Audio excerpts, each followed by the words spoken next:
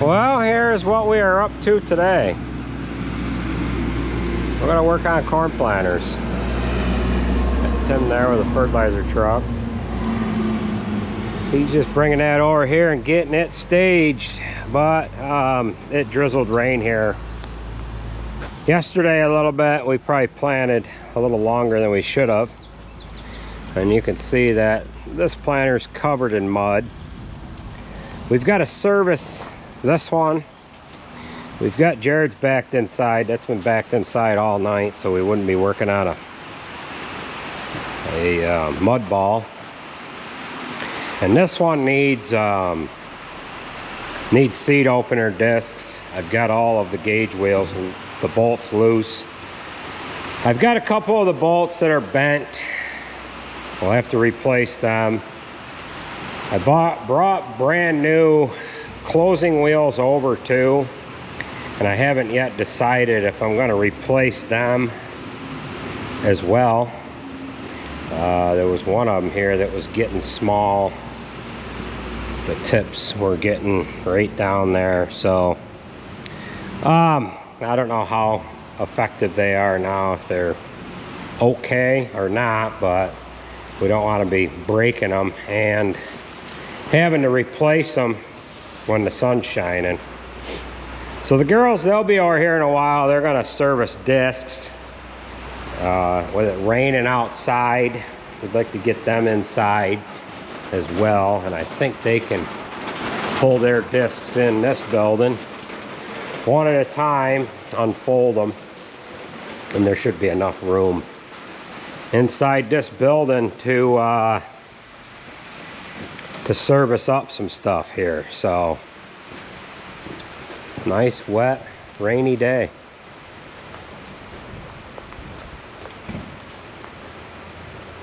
Well, I'll have to keep Tim busy here now.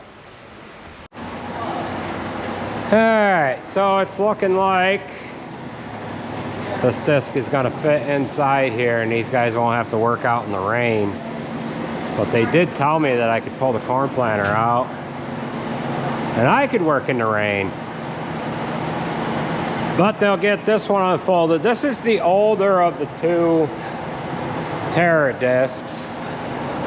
I have ordered new discs for this, but we're not going to see them till June. And they should make it. But I found a good source for these discs. I actually found a source where they're actually made, and I've been able to buy them through that company. And they also sell a lot of truck parts, tillage parts, and everything else. So yeah, you're good. She can let them gauge wheels ride right on the ground when she unfolds. That's fine. All right, so they'll get this unfolded, and they can grease it here. But as you can see, this disc here, I don't know how many, I don't know if it had two of these wheel chock holders on it or not, but this 9620 came around and grabbed them.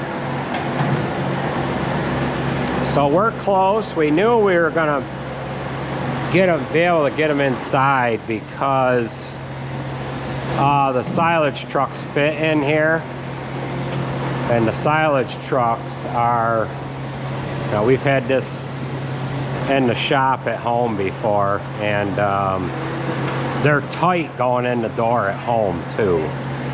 So all right,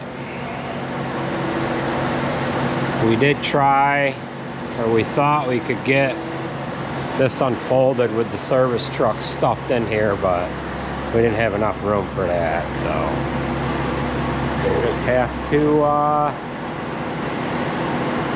move the service truck outside for now. No big deal.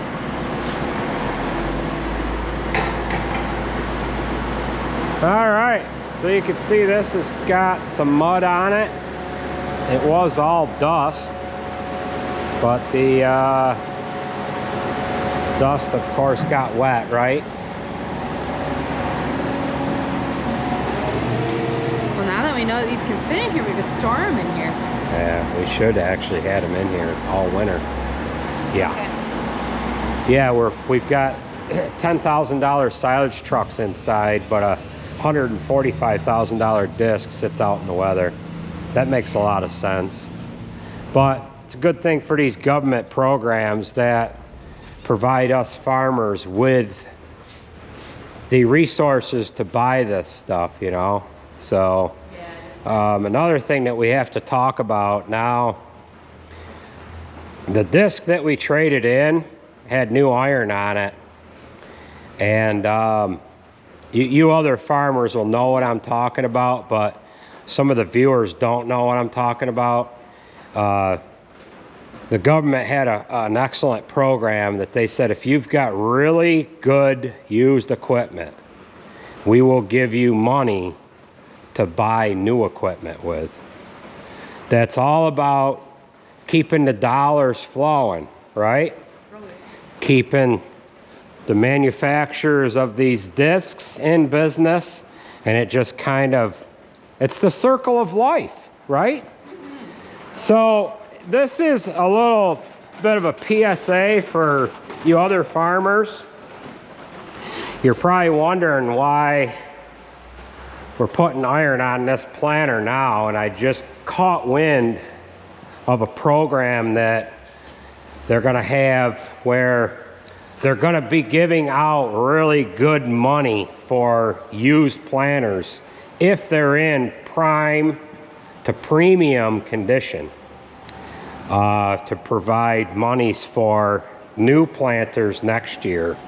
So we're looking to trade this older 16-row planter off for a 24-row here next year.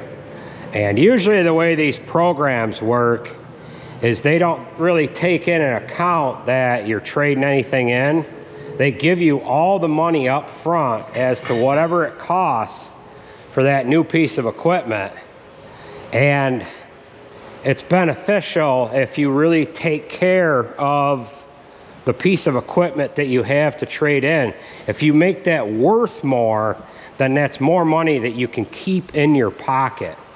And the other farmers that are watching this, they of course understand that and know that. It's some of the farmers that don't quite know that here now. It's information that I'm sharing with them here, of course.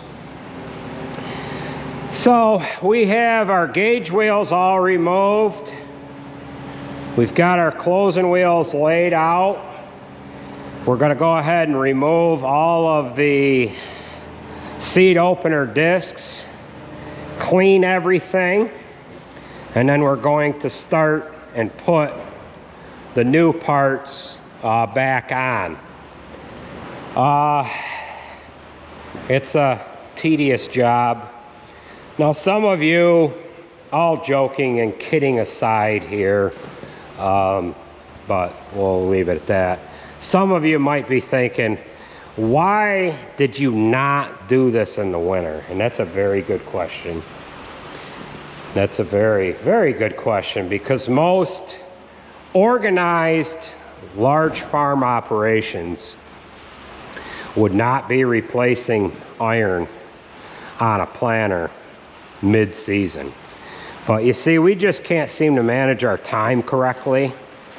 And we done filled our plate too full here this winter, and it didn't give us the time to pull this in and do an adequate parts replacement on this unit ahead of time. So being that we're dairy farmers, we like to milk the jobs. So we slow everything down just enough so that we're always busy. Had we put all the parts on this planter back when it was snowing, we wouldn't have nothing to do today. We'd be just sitting around. So with milking these jobs out, this gives us something to do. We can play mechanic. So that's why we're doing this now. So we'll get on it here.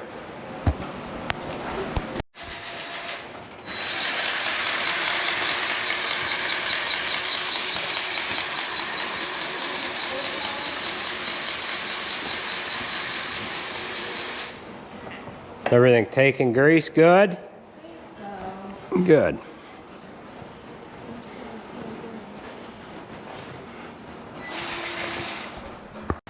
We've got all of the old iron removed, seat opener discs, the little shoe that comes down in front of the disc that keeps the dirt from coming over the top of the seat opener disc and getting down in the trench.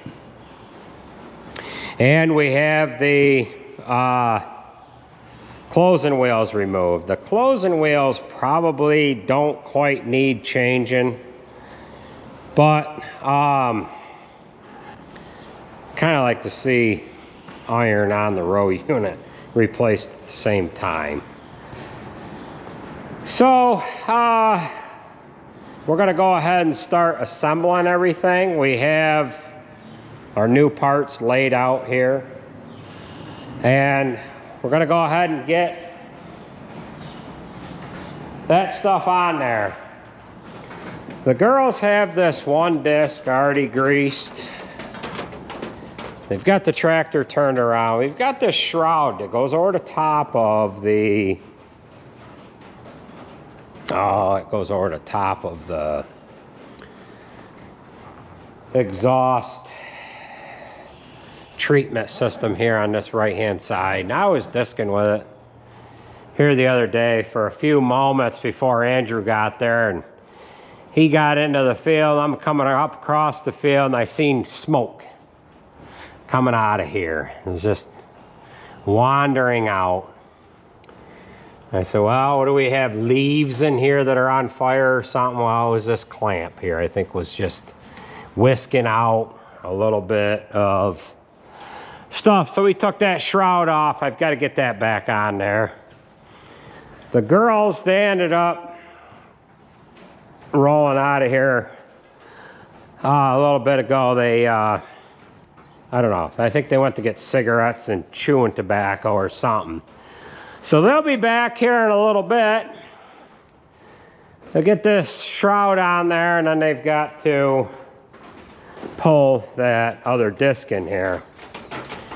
So we'll keep working away here on getting our iron replaced, and it is, of course, still raining. So we'll get on it here. That's what it looks like, minus iron. There ain't nothing else we can do but do something like this here today. Fun times. Well, these guys are back here. Now they've got this other disc inside. This is the new one. And they'll do the same thing with this one here. Run around it with a grease gun. And look it all over, make sure all the bolts are tight. And that there isn't any bolts missing.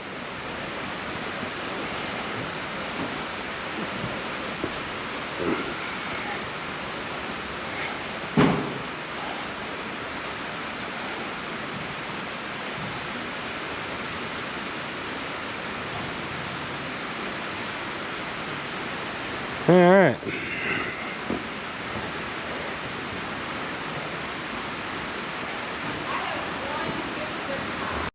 Well, I am now ready to put the seat opener discs on. I put this little guard on that goes in front of the seat opener disc, more or less keeps dirt from coming down into the trench via coming through the disc themselves over the top where the opening is. So here's an old disc here on top of a new disc, and we are wore almost twice as much as we should be. So you basically don't want to wear off any further than this bevel that is on the disc here. So we have gone past that. You can kind of see that bevel there. So we'll go ahead and get them all put on, get them adjusted correctly. We've got some of these seed tubes, the seed firmer, we need to fix up. And then once we get everything put on, then we'll go through and put all of our closing wheels on. So I've got a pile of the old ones here that, well, they probably weren't quite ready to be replaced yet, but we replaced them anyways. All right, let's roll through the rest of this here. All right, so we have all of our seed opener discs on. I did have one of these scrapers, which is kind of an option. We didn't have them on this plant. I don't think they were anyway, unless they all fell off. But these weren't on this planter when this planter was brand new. It's just a outer scraper for the seed opener disc. Now there is a proper way of putting this disc on. You want the disc to come into contact here with the other disc, and then down in about here you want it to come away. Now these are called a V opener style disc. So the arbor or the bolts are on a little bit of an angle here so that it's got the discs kind of, well, kind of hard to show it, but it's coming into the ground like this, and then it leaves an opening, and then between my two fingers is where the seed tube comes down. This is just an explanation for the viewers that don't understand these planters. You're supposed to set a business card and you're supposed to do a whole procedure. We didn't monkey around with that. We just eyeballed it and put it together. We're not going to get into a whole procedure and make it look like that we're, you know, really going after the stuff here, because any clown that is doing that on YouTube is just doing it for the purpose of the video.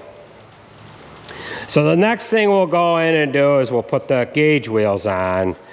Now, it's wise to have these gauge wheels rubbed tight with the seed opener disc, because if you're trying to achieve a 2-inch depth, seed depth, if you have dirt as you open the ground up, you're slitting the ground open as this seed opener is going through. You're dropping the seed in, and then the closing wheels come in behind. If you have this gauge wheel too loose against here, as you're going through the tilled soil, you can have dirt come in along the side of the gauge wheel and the disc and walk itself back through and fall in just before the damn seed gets in there. So it's a wise idea to try to get these wheels as tight to this disc as you can so you don't have dirt going in. And then another thing that will happen too, with the idea of the row cleaners, which we don't do a lot of no-till, if you have like leaves that go in, this leaf could go in. I mean, this is just a regular willow tree leaf or something. This leaf goes in and it puffs itself up and it puts air around the seed. you could run into a germination problem with the seed. So the idea is the row cleaners will sweep that debris out of the way, and what you need to have is soil completely around the seed and some moisture so that that seed can get started. If you don't close the trench and have an air gap between where the seed is dropped in and the top of the ground, you're probably going to have trouble getting that seed to germinate. So that's why they want you to run the gauge wheel tight. They want you to make sure that you have this closed here and open down there, because if you had this open up top, it would just open up the ground and then dirt would drop back in before the seed got there. And if you're dropping in, and if the amount of dirt that's coming into the trench is fluctuating, then you're going to have an uneven plant depth, and then you're going to have corn that comes up at different times, and it's going to matter with how everything yields, because corn needs to grow at the same height at the same time uniformly. So anybody that's in this business knows that. This is an explanation for the viewers that don't quite know about this kind of stuff. So we'll put the gauge wheels on. I do have some bent bolts. What there is an adjuster here on this arm that you can adjust it in or out, and that puts it closer or farther away. So we'll get that on there, and then once we get everything adjusted correctly, we'll put our closing wheels on. It's starting to get dark here, but it has rained the whole time that we have been in here. So, all right, so we have this project done. We're actually into the next day. Seed opener discs are on, closing wheels are on. All of the gauge wheels are adjusted accordingly. You want them touching the seed opener disc. We went through and greased everything. And we also went through, whoa, I need a cotter pin. That's why I had that one off kilter. I didn't have this one adjusted because I seen that there was a cotter pin out. So we're not done with this yet. So let me get a cotter pin in that and we'll walk around this here. All right, now we are good to go. I had a couple of these. This is I started putting closing wheels on this left side, and when I got to that one, I seen the cotter pin was out. I was adjusting them as I went, and then as I got down the line here, I had a couple other ones that needed cotter pins. So we've got things adjusted. The gauge wheels are adjusted accordingly to the seed opener disc. I forgot if I had said that already, so I'm just going to be repeating myself here. So we lacked a couple of parts. These closing wheels, I didn't have enough bolts for them. We had some bent bolts for the gauge wheel assemblies. I had bolts sent to me for them, and they were, of course, the wrong ones. Luckily, I had enough in this little toolbox that I have that has a bunch of miscellaneous parts in it. As you can see, the sun is out and it is not raining. So we might be able to plant something here late tomorrow afternoon. I ran a grease gun around that other corn planter. That one's ready to go. The girls left this disc inside. I've got a couple of grease zerks that I have to replace on it. This is the new disc. Now, some of you have noticed during the setup of this disc that this wheel is mounted backwards. Well, there's a reason why that is. And that is because, well, if you look, there should be an arrow on here. You cannot take this wheel off and switch around the direction or anything. You'd actually have to dismount the tire. The other ones are on correctly. The reason why this one is on backwards, now some of you are going to think this is silly, but there is an actual reason. And it is mounted backwards. Now some of you will understand. It is mounted backwards so as to neutralize the harmonic vibration that these big Deeres put on tillage equipment.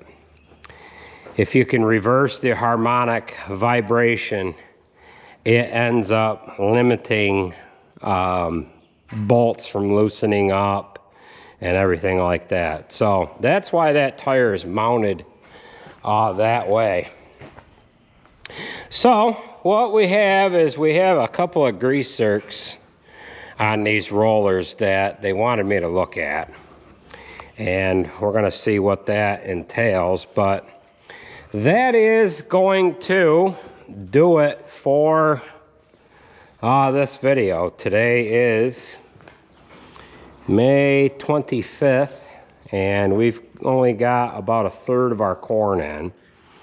And it's been wet. It's been really wet, but the sun is shining. And we might be able to get something done here this week. So I want to thank everybody for watching, and we will catch you guys at the next video.